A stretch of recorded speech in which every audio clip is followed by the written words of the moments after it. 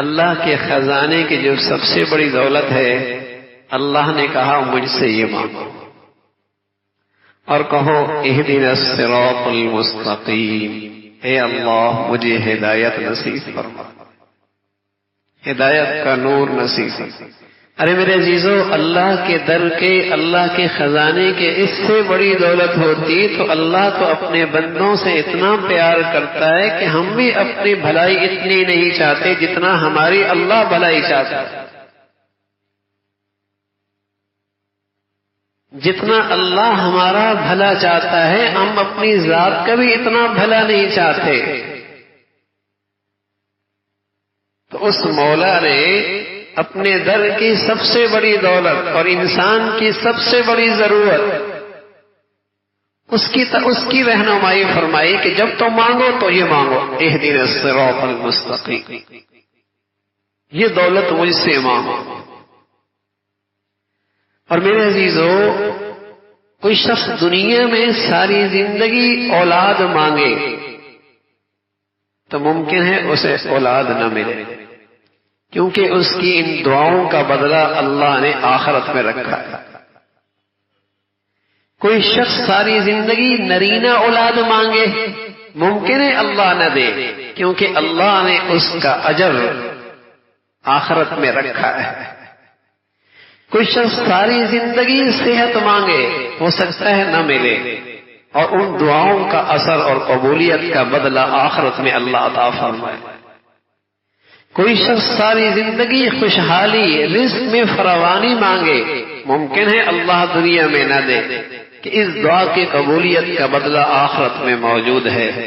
لیکن میرے عزیزو، یہ نہیں ہو سکتا، یہ نہیں ہو سکتا کہ کوئی شخص اس دنیا میں سچی طلب سے اللہ سے ہدایت مانگے اور اللہ اسے ہدایت نہ دے، اس لیے کہ ہدایت کی ملنے کی جگہ آخرت نہیں ہے، دنیا ہی ہے۔ باقی جو بھی مانگے، ہو سکتا ہے اللہ اپنی مصلحت، اس کی مصلحت میں اس دنیا میں نہ دے، لیکن دعا کی قبولیت کا بدلہ آخرت میں دے دے۔ نیک ہے، متقی ہے، تہجد گزار ہے، اولاد مانگی نہیں ملی، خوشحالی مانگی نہیں ملی، لیکن اللہ نے اس دعا کا بدلہ آخرت میں رکھا ہے۔ لیکن میرے عزیزو، یہ نہیں ہو سکتا کوئی سچی طلب سے اللہ سے ہدایت کا نور مانگے اور اللہ اسے وہ نہ دے۔